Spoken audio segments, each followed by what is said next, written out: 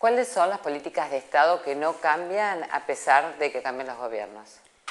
Yo diría que en mi país hay varias. La primera en la que pienso es la política exterior, porque está perfectamente puesta en la Constitución política de los Estados Unidos mexicanos. Hay una fracción de un artículo del 89, la fracción 10ª, que habla de las obligaciones del presidente y de sus facultades, y en cuanto a las obligaciones tiene que hacer uso de determinados principios de la política exterior de México, como son la autodeterminación de los pueblos, la no intervención, la solución pacífica de controversias, la proscripción de la amenaza o el uso de la fuerza en las relaciones internacionales, la igualdad jurídica de los estados, la cooperación internacional para el desarrollo y la lucha por la paz y la cooperación internacionales. Esos principios no cambian.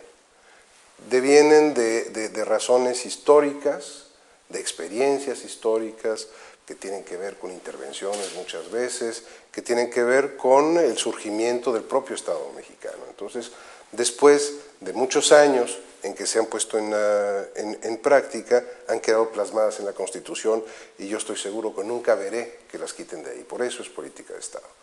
También pienso en la educación y la cultura, por ejemplo. La educación para nosotros, también plasmada en la Constitución, tiene que ser laica, tiene que ser obligatoria, tiene que ser gratuita. En los niveles preescolares, escolares, digamos primaria, secundaria, esto se tiene que dar en México.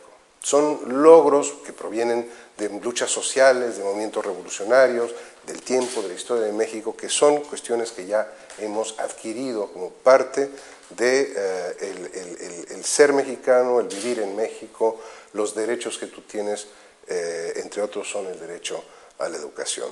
Y como parte de la educación también hablaría de la cultura, ¿no?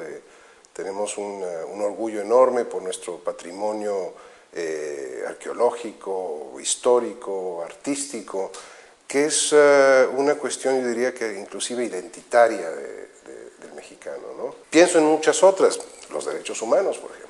Los derechos humanos en estos momentos se está debatiendo en el Congreso mexicano una iniciativa para inclusive ponerlos dentro de la Constitución, elevarlos a rango constitucional, como dicen en México. Ya tenemos una media sanción, es decir, una de las cámaras ya aprobó esto y estamos esperando que muy pronto, en un avance que será seguramente modelo para muchas otras sociedades, tendremos a los derechos humanos como una política de Estado más. ¿Cómo es la relación entre el gobierno y la prensa? La relación entre el gobierno y la prensa, yo hablaría de una gran libertad de expresión en México, una gran libertad para escribir y para difundir ideas y de alguna manera un respeto mutuo entre el hacedor de información y el que la difunde. En este sentido, en México todas las secretarías de Estado, los ministerios, tienen una Dirección General de Comunicación Social que se encarga precisamente de establecer ese vínculo, mantenerlo fluido y, que haya una fuente confiable de información siempre de las políticas del gobierno que se deben difundir hacia la sociedad. El rol social de la prensa en el ánimo del gobierno de México es prioritario, es fundamental. Los medios de comunicación en su mayoría están en manos privadas. Hay la costumbre frecuente de que los titulares de los diferentes ministerios de México tengan conferencias de prensa, que den entrevistas a la prensa, a los medios, a la televisión, en fin. Inclusive el señor presidente de la República tiene también por costumbre hacerlo.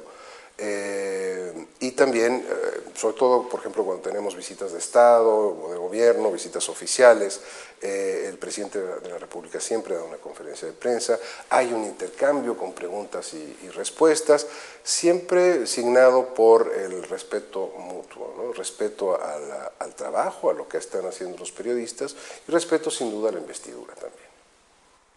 ¿Cuál es la postura de México en cuanto a la energía nuclear? Bueno, México, yo creo que usted recordará, es un paladín, diría yo, de la proscripción de las armas nucleares, todo lo que tiene que ver con la proliferación de las mismas.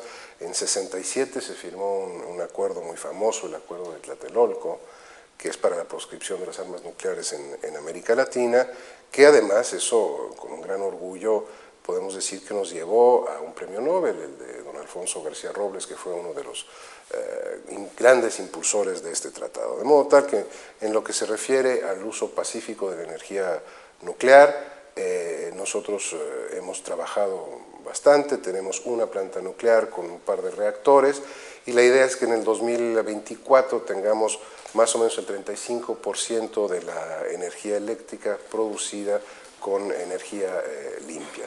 Hay un avance importante recientemente, usted recordará que hubo una conferencia sobre seguridad nuclear en Washington, donde por cierto coincidieron la presidenta Fernández de Kirchner y el presidente Felipe Calderón.